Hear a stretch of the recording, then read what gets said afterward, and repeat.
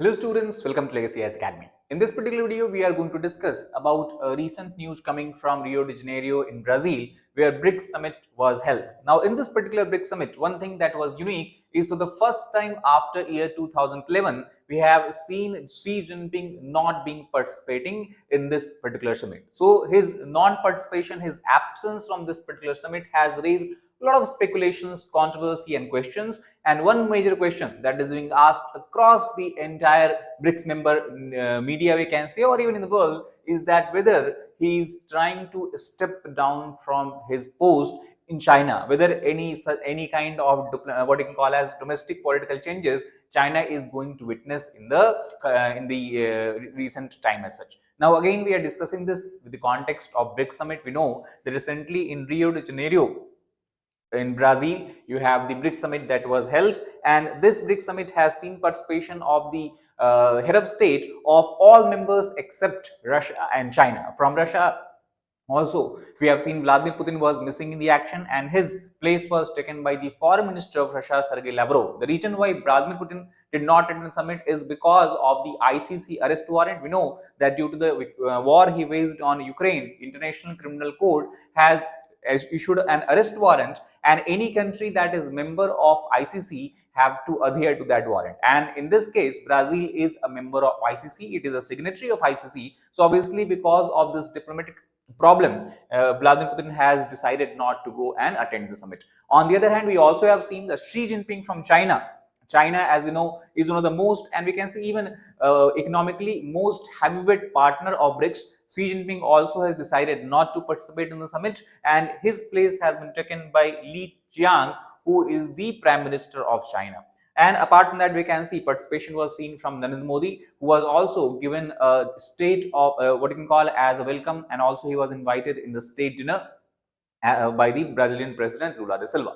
Now, if we try to understand that why this is significant, generally we see that whenever any meeting take place, whether we talk about the bilateral meeting or multilateral meeting, when we talk about any organization such as G7, we are talking about BRICS, SCO and all that, absence of few members are something that does not raise an eyebrow as such. But in this case, why his absence is significant? Because first of all, Xi Jinping has projected BRICS as an alternate to Western economies, as an alternate to G7, and also he has used this platform, the platform of BRICS, to portray China's stand with the what you can call as the members of Southern Bloc countries we can talk about, and also he has used this to form a cohesive union to tackle Western economies largely led by US, and that is why his absence is important, because he has never missed any BRICS summit in the past.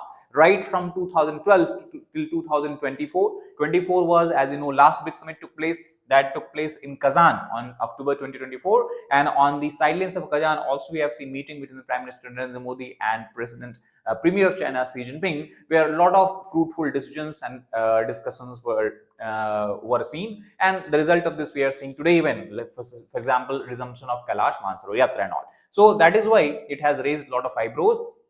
Now also let us try to understand what is BRICS and who is attending. So first of all, BRICS, in the beginning, if you try to understand, the terminology came into existence somewhere in the year 2001 by Jim O'Neill. Jim O'Neill is an economist and he is associated with Goldman Sachs. Later on, Goldman Sachs, the parent organization of Jim O'Neill, we can say, also then began to refer the term. Actual term was not BRICS, it was only BRIC. So the term BRIC began to be referred by Goldman Sachs and Jim O'Neill in the academic literature, talking about non-Western countries and the alliance of non-Western countries, group of non-Western countries which can grow at a very fast rate. We talk about GDP growth rate, and in several decades from then can challenge the Western hegemony, or we can say US-led hegemony. So that is when the term BRIC became popular in nature. So initially it was informal grouping, but later on it was formalized, and the first summit took place in the year 2009. The group was formed. If you talk about group BRIC, it was formed, and the first meeting took place in Yekaterinburg. Yekaterinburg is a city in Russia in year 2009. After that, we have seen addition of the we can call as the fifth member by where we have seen participation of South Africa. So the BRIC turned into BRICS. So originally BRICS stand for Brazil, Russia, India, China and South Africa. The countries that you see shaded here in the red are original members as such. And later today we use the term BRICS plus also because BRICS has been growing. It has also added new members. For example, Indonesia in this particular summit has been added as a new permanent member of BRICS. Apart from that also, we have seen involvement of Iran. They have been invited. Apart from the United Arab Emirates, Saudi Arabia, Ethiopia, Egypt, all these countries also have shown willingness to join BRICS grouping. So BRIC became BRICS and BRICS now has become BRICS plus. Now we have to focus on why Xi Jinping is not attending the summit. But before going into understand the reason behind this, I would want to bring your kind attention to the fact that at Legacy IAS Academy, we are going to soon start our new batches. The batches are going to commence on 9th and 11th of August.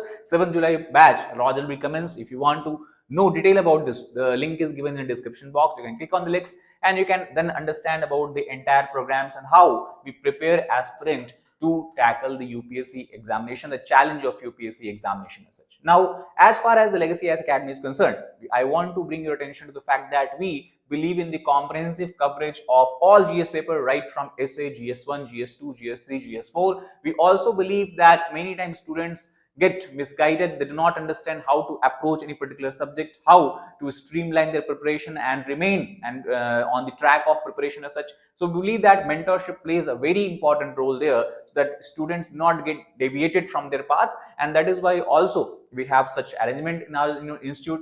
We also have regular doubt solving sessions so that if students are finding it difficult to understand some concepts related to any subjects, they can easily approach any faculties and get their doubts resolved. We have regular interaction with educators, and basically to increase interaction between the students and educator, basically to ensure that there is a proper communication between both, we ensure that there is no more than 40 students per batch. And also we believe that preparation of UPSC cannot be done in silo like prelims, mains, interview separately. It should be done right from the start in an integrated manner, and that is why daily mains answer writing practice is a very important approach that we have taken. We also have regular test series for prelims and mains. That is also very helpful in for students to evaluate where do they stand as far as examination and preparation is concerned, and based on the feedback then they can improvise. And obviously we ensure that we cover current affairs apart from all the study topics of the given subjects as well. So if you want to know more about this particular program or batches, when it is going to commence, the features of program, you can give a call at the given number as you can see from the screen, or you can click the link in the description box and know about the program. Now coming back to the topic, why Xi Jinping has decided not to attend the summit. Now, obviously, the official reason given by Chinese authority is because of scheduling conflict. Scheduling conflict, he has said that he has some other meetings that he has to attend in the China itself, and that is why he would not be able to fly to Brazil and spend some time there. However, apart from that, many experts argue, and the report also has come from the newspapers of China itself, that the reason why Xi Jinping is focused on Chinese what you can call as domestic issues is because China is facing economic challenges. Its GDP growth rate obviously has remained stagnant for quite some time and also has seen decline. Industrial production, we have seen there has been significant decline in industrial production, and further Chinese challenge for China has increased because of the US tariff that was levied on China after Donald Trump came into office as such. We have seen that there was a kind of tariff and retaliatory tariff war that was unleashed between US and China, and due to this the tariff on the Chinese goods that can be exported to American market soared as high as 150 to 160%. That again we have seen a cooling of the war, tariff war, but it's just a cooling phase. It does not mean the tariff war between US and China has ended, and that also creates a lot of uncertainties for Chinese economy, which largely is based on production, which is largely based on what you can call as manufacturing, and that is the sector which will be devastated and impacted to a significant extent if Trump again go ahead and imposes heavy tariff on China as such. So overall, what you can say that he has said that he has to, or the officials of China have said that Xi Jinping has to focus more on the domestic affairs, both from the economic perspective as well as also from the political perspective.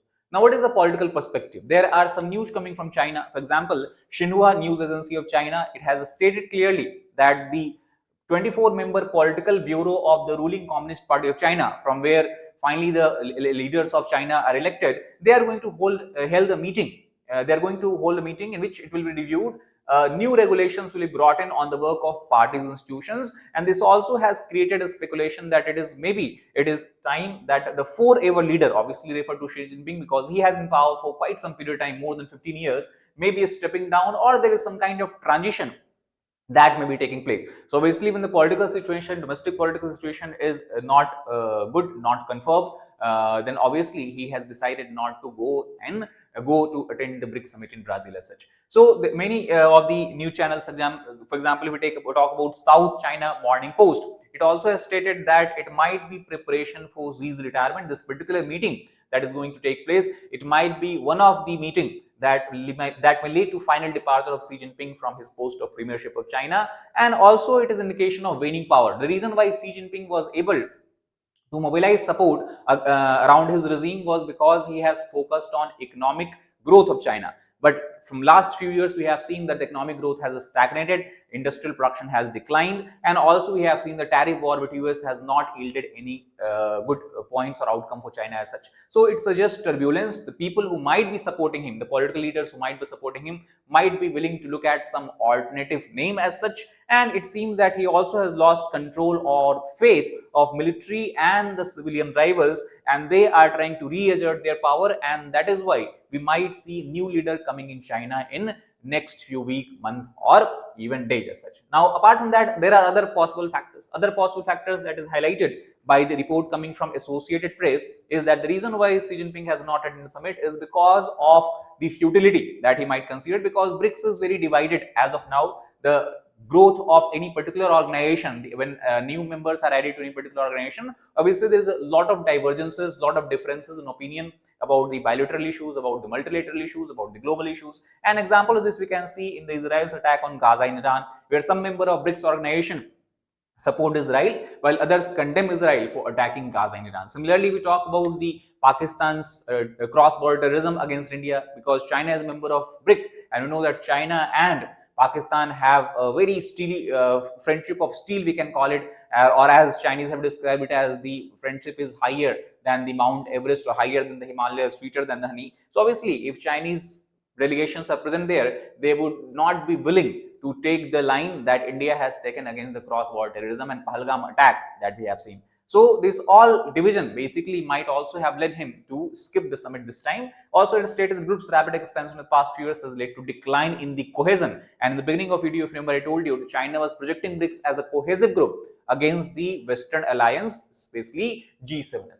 Now, why does G's absent from BRICS matter? First of all, from China's perspective, we have to understand that skipping the summit reinforces China's leadership, or misses the opportunity to reinforce leadership of China among the global South nations whose leadership it has claimed to acquire few decades back. Similarly, it reduces group's value as well, because again, if you try to understand it from the GDP perspective, if you look at 2024 figure, we can see that about 18% of GDP from BRICS is largely from China, and then you have other countries such as India, then you have South Africa, Brazil, and then all of the countries are having minimal share. So from the economic perspective, we can say China is a heavyweight of the group. Also, if you look at from the population perspective, obviously now India has overtaken China as world's most populated nation, but still China has second most populated country, or it is second most populated nation of the world. So there also it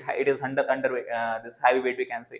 Goods export, obviously we can see there is a dominance of China as far as the export of goods is concerned. So from economic perspective, demographic perspective, military perspective, even if you look at, though BRICS is not a military group, China enjoys a heavyweight position, it enjoys a dominant position. So obviously the missing of Chinese premier from the group main meeting is something that will reduce the group's value. Also, because China positioned itself as a counterweight to Western influence, Beijing has cultivated and created this image for long. Now, this image also can shatter because of such missing as such. Now, as far as the American reaction is concerned, Donald Trump has reacted in a predictable manner. He also has reacted against any BRICS decision or any BRICS, what you can call as meeting outcome in a retaliatory manner. So he has stated that any country aligning themselves with the anti-American policy, because he considered BRICS completely an anti-American group, that is why he also has threatened against any BRICS, what you can call as currency, the idea that was flouted in the last summit actually, and he has said that those